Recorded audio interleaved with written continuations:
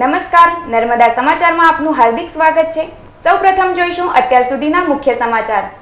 ભરૂચ જિલ્લા ચૂંટણી પંચ દ્વારા પ્રેસ કોન્ફરન્સ યોજાઈ। ઉમેદવારો ચૂંટણીમાં ₹70 લાખ સુધીનો ખર્ચ કરી શકશે। ભરૂચ લોકસભા માટે ખર્ચ ઓબ્ઝર્વરની નિમણૂક। ભરૂચ જિલ્લા ભાજપ દ્વારા આદિવાસી વિજય વિશ્વાસ સંમેલન યોજાયું। આદિવાસી મતદારોને રીઝવવાનો પ્રયાસ। ભરૂચમાં સતત બીજા દિવસે તાપમાનનો પારો 41 ડિગ્રીને પાર, અંગ દઝાડતી ગરમીનો અનુભવ।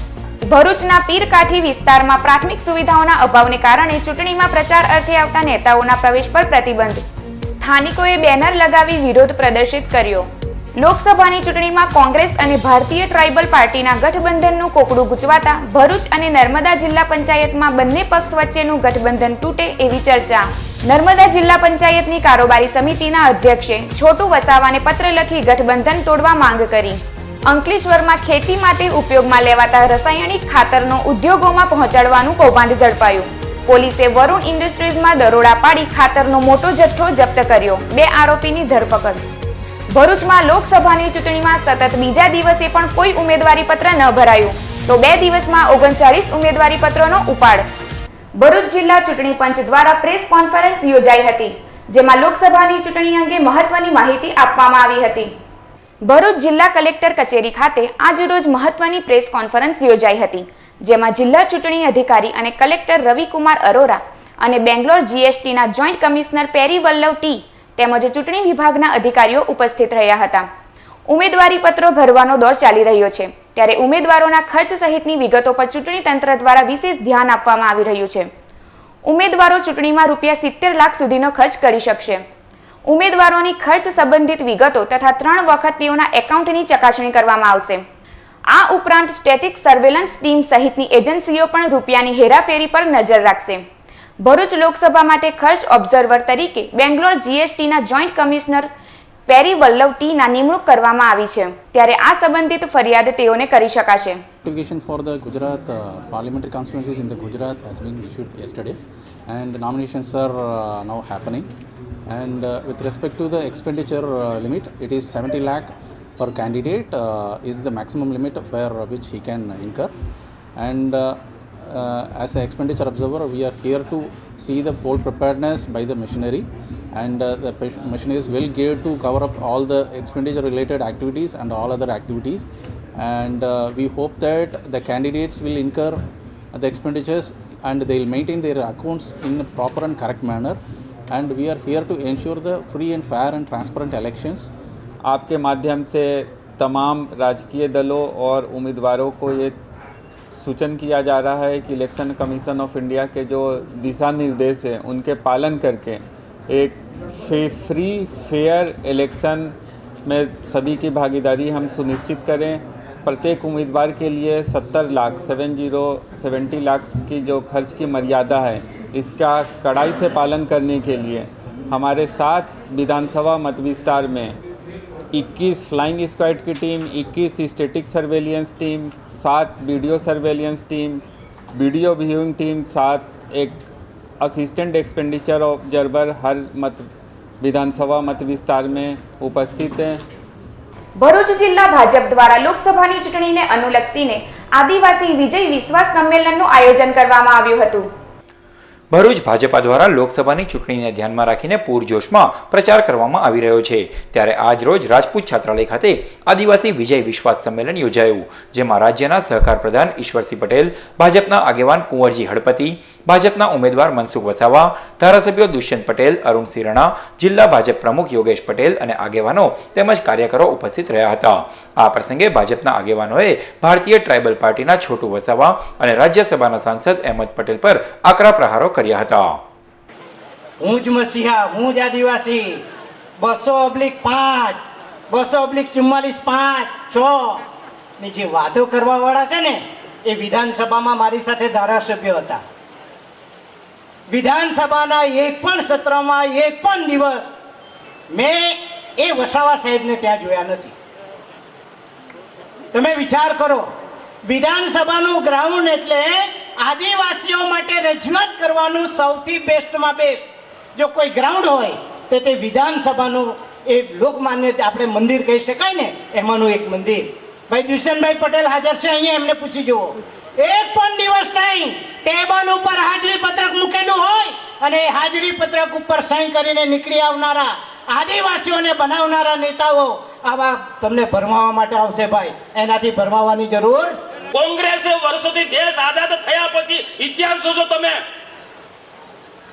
એકબીજાને લડાઈને દેશ પર રાજ કર્યું છે, જેના કારણે આજે દેશની જે પ્રકારની દેશને આઝાદી મળ્યા પછી દેશને વિકાસ થવો જોઈએ એ વિકાસ નથી થયો. એના મૂળમાં કોંગ્રેસ જવાબદાર છે, એના માટે જવાબદાર કોંગ્રેસ છે.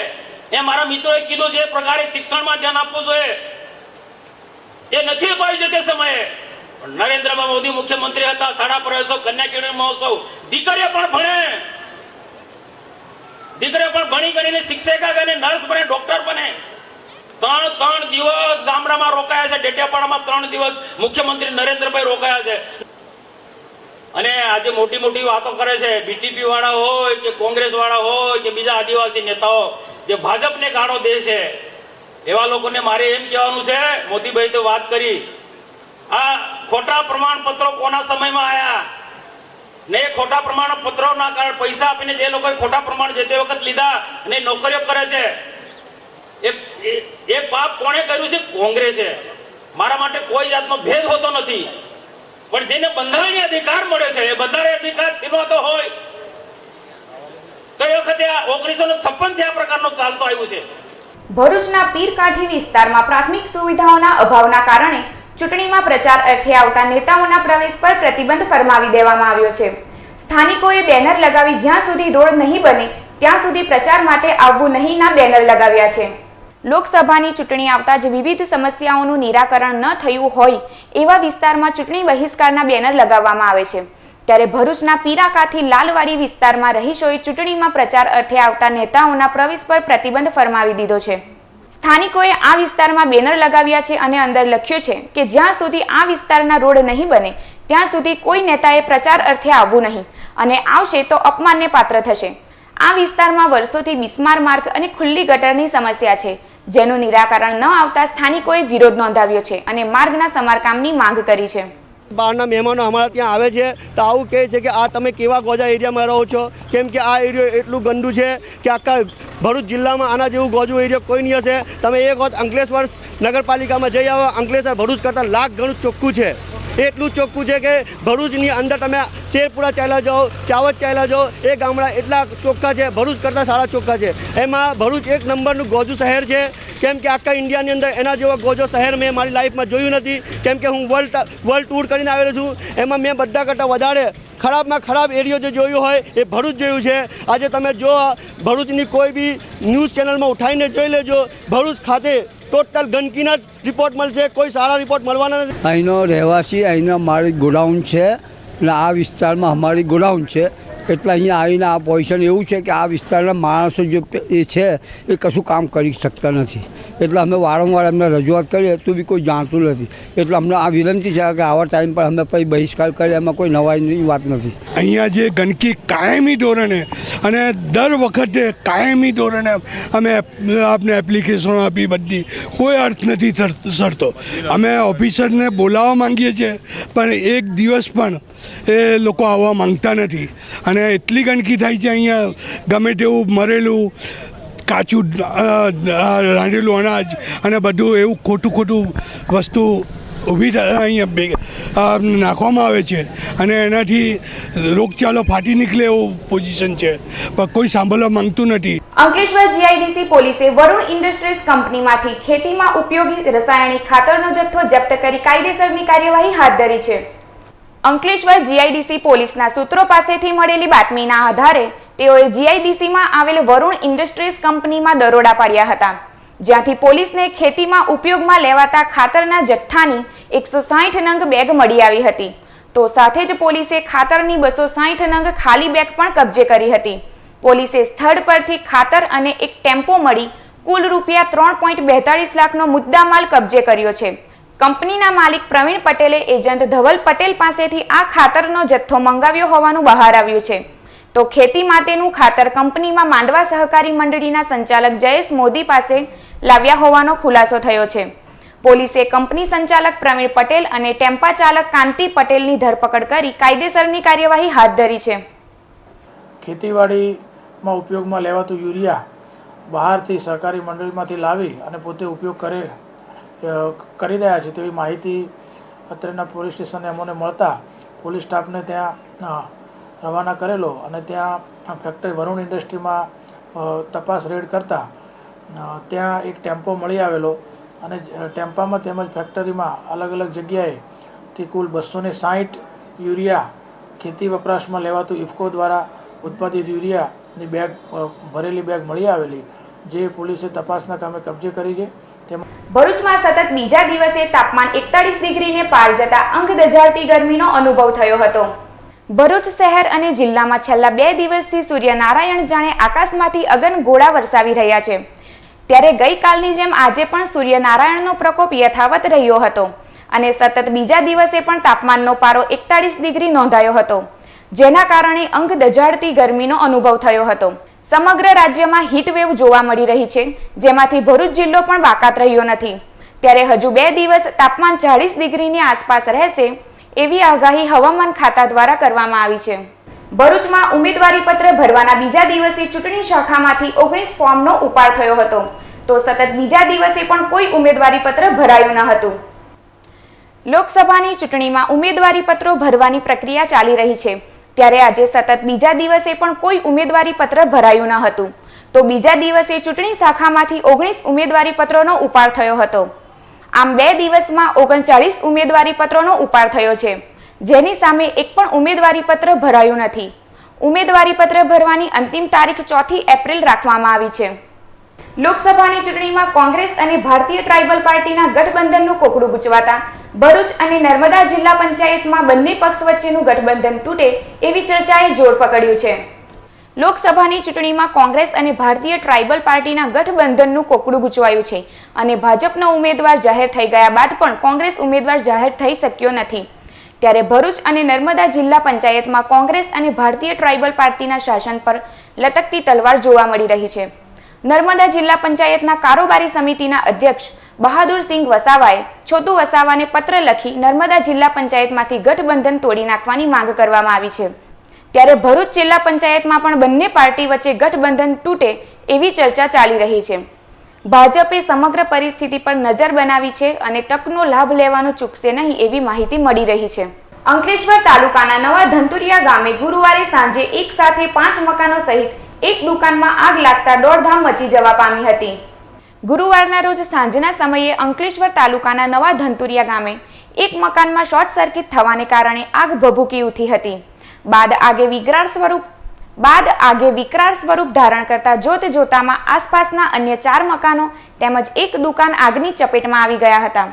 સદનસીબે ઘટનામાં કોઈને જાનહાનિ ન થતા સૌ કોઈએ રાહતનો શ્વાસ લીધો હતો. અંકલેશ્વર તાલુકાના આલુંજ ગામે વીજ ટ્રાન્સફોર્મરની ચોરીમાંથી કોપર ચોરી જતા તોડકીના 6 સાગરીતોને પોલીસે ઝડપી પાડી કાયદેસરની કાર્યવાહી હાથ ધરી છે. પ્રાપ્ત માહિતી અનુસાર પાનોલી જીઆઈડીસીમાં 3 બાઇક પર ટ્રાન્સફોર્મરના કોપર વાયરો વેચવાની ફિરાકમાં છે, જેવી બાતમીના આધારે એલસીબી અને એસઓજી તેમજ ફરલો સ્ક્વોડે સંયુક્ત ટીમ બનાવી 3 બાઇક સવાર 6 યુવાનોને ઝડપી પાડ્યા હતા. પોલીસે તેઓની પૂછપરછ કરતા તેઓ અંકલેશ્વરના આલુંજ ગામના રહેવાસી યોગેશ વજીરભાઈ વસાવા, નીતિશ નટવર વસાવા, નીતિશ ઉર્ફે ચીચો, અજીત વસાવા, વિજય બાબુ વસાવા, રોહન જયસિંહ વસાવા, શૈલેષ મગન વસાવા હોવાનું જણાવ્યું હતું. પોલીસે તેઓની વધુ પૂછપરછ કરતા તેઓએ આલુંજ ગામેથી ટ્રાન્સફોર્મર તોડી તેમાંથી કોપરની ચોરી કર્યાની કબૂલાત કરી હતી. પોલીસે તેઓ પાસેથી કોપર વાયર 11 કિલોગ્રામ, 3850 અને 3 મોટરસાઇકલ તથા 3 મોબાઈલ મળી કુલ 74,350નો મુદ્દામાલ જપ્ત કર્યો છે. તમામ વિરુદ્ધ ગુનો નોંધી કાયદેસરની કાર્યવાહી હાથ ધરી છે. અત્રે ઉલ્લેખનીય છે કે 22 કેવીની લાઇન પર તસ્કરો પહેલા લંગર તોડી વીજ પ્રવાહ બંધ કરી દેતા.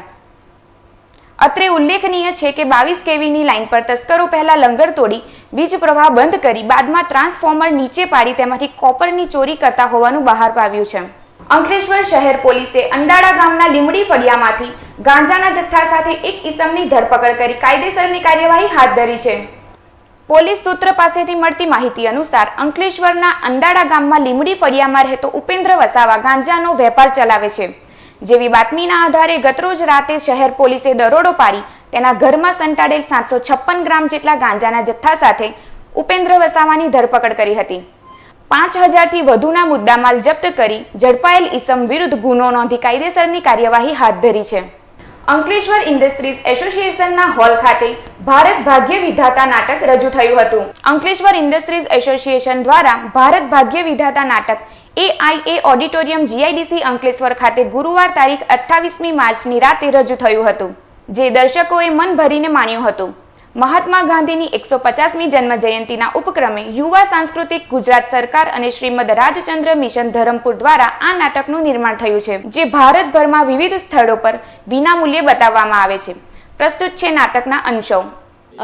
યંગસ્ટર્સ ને નાના બાળકો અને દરેક વયના બાળકો, દરેક વયના માણસને આ જોવા જેવું છે. અને હજુ બી એના પ્રયોગ થાય તો આ ખૂબ જ શોર્ટ નોટિસમાં કદાચ થયું છે. જો હજુ ફરીથી વધુ એકવાર થાય તો બધા વધુ સારી રીતે જોઈ શકે એવી મારી ઈચ્છા છે. ભારત ભાગ્ય વિધાતા આજે અમે નાટક જોયું. આખી ગાંધીજીની લાઈફને 1.5 કલાકમાં જે રીતે રજૂ કરી, એની વેલ્યુઝ બચપણથી લઈને મૃત્યુ સુધીની, એક વસ્તુ એટલી સરળતાથી રજૂઆત થઈ.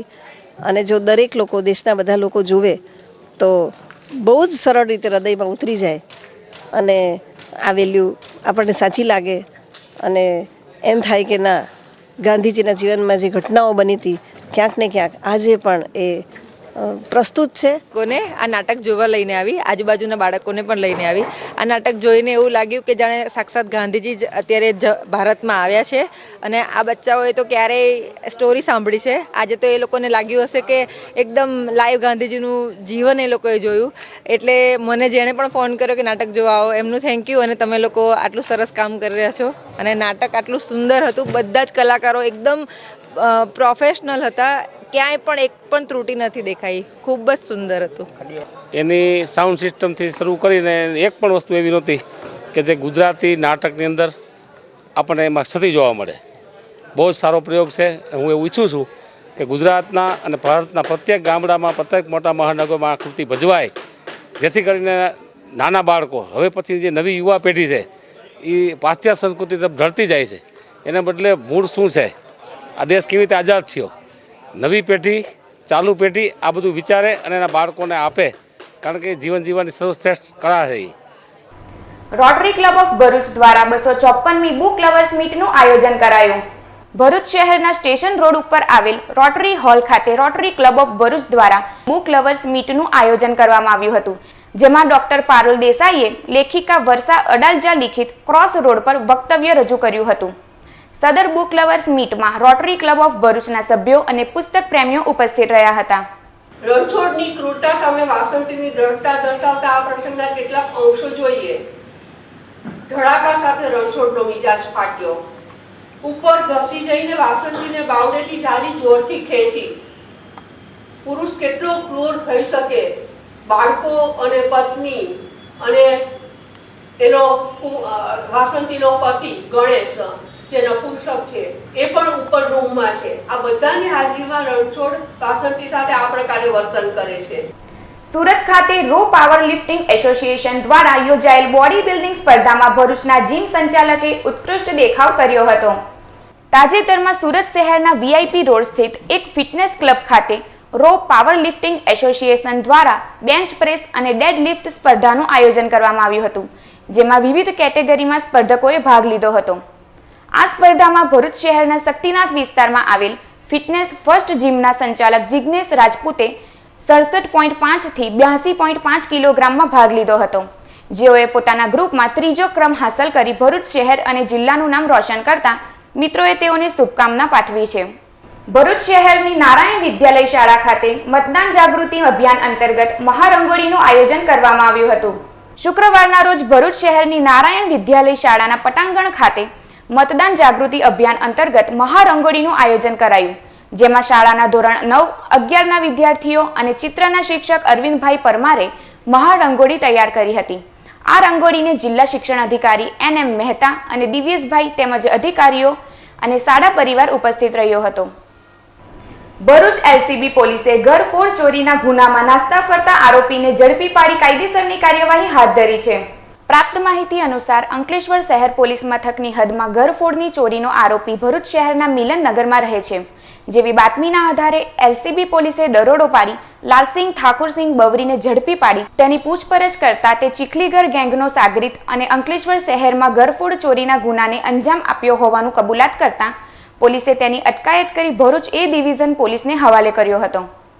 બ્રહ્મક્ષત્રિય મારવાડી સમાજ દહેલી વિભાગ દ્વારા રાજરાજેશ્વરી માં હિંગળાજના ચતુર્થ પાટોત્સવની ઉજવણી કરવામાં આવી હતી. બ્રહ્મક્ષત્રિય મારવાડી સમાજ દહેલી વિભાગ દ્વારા રાજરાજેશ્વરી માં હિંગળાજ ચતુર્થ પાટોત્સવ નિમિત્તે વિવિધ ધાર્મિક કાર્યક્રમોનું આયોજન કરવામાં આવ્યું હતું, જેમાં કળશ યાત્રા, રક્તદાન શિબિર અને ભજન સંધ્યા, હવન પૂજા સહિતના કાર્યક્રમો યોજાયા હતા. સદર ધાર્મિક કાર્યક્રમનો ભાવિક ભક્તોએ લાભ લીધો હતો. સમાચાર પૂર્ણ કરતા પહેલા મુખ્ય સમાચાર પર ફરી એક નજર. ભરૂચ જિલ્લા ચૂંટણી પંચ દ્વારા પ્રેસ કોન્ફરન્સ યોજાઈ. ઉમેદવારો ચૂંટણીમાં ₹70 લાખ સુધીનો ખર્ચ કરી શકશે. ભરૂચ લોકસભા માટે ખર્ચ ઓબ્ઝર્વરની નિમણૂક. ભરૂચ જિલ્લા ભાજપ દ્વારા આદિવાસી વિજય વિશ્વાસ સંમેલન યોજાયું. આદિવાસી મતદારોને રીઝવવાનો પ્રયાસ. ભરૂચમાં સતત બીજા દિવસે તાપમાનનો પારો 41 ડિગ્રીને પાર, અંગ દઝાડતી ગરમીનો અનુભવ. ભરૂચના પીરકાઠી વિસ્તારમાં પ્રાથમિક સુવિધાઓના અભાવને કારણે ચૂંટણીમાં પ્રચાર અર્થે આવતા નેતાઓના પ્રવેશ પર પ્રતિબંધ. સ્થાનિકોએ બેનર લગાવી વિરોધ પ્રદર્શિત કર્યો. લોકસભાની ચૂંટણીમાં કોંગ્રેસ અને ભારતીય ટ્રાઇબલ પાર્ટીના ગઠબંધનનું કોકડું ગૂંચવાતા ભરૂચ અને નર્મદા જિલ્લા પંચાયતમાં બંને પક્ષ વચ્ચેનું ગઠબંધન તૂટે એવી ચર્ચા. નર્મદા જિલ્લા પંચાયતની કારોબારી સમિતિના અધ્યક્ષે છોટુ વસાવાને પત્ર લખી ગઠબંધન તોડવા માંગ કરી. અંકલેશ્વરમાં ખેતી માટે ઉપયોગમાં લેવાતા રાસાયણિક ખાતરનો ઉદ્યોગોમાં પહોંચાડવાનું કૌભાંડ ઝડપાયું. પોલીસે વરુણ ઇન્ડસ્ટ્રીઝમાં દરોડા પાડી ખાતરનો મોટો જથ્થો જપ્ત કર્યો. 2 આરોપીની ધરપકડ. ભરૂચમાં લોકસભાની ચૂંટણીમાં સતત બીજા દિવસે પણ કોઈ ઉમેદવારી પત્ર ન ભરાયું, તો 2 દિવસમાં 39 ઉમેદવારી પત્રોનો ઉપાડ. તો આ હતા અત્યાર સુધીના નર્મદા સમાચાર. નવા સમાચાર સાથે ફરી મળીશું. નમસ્કાર.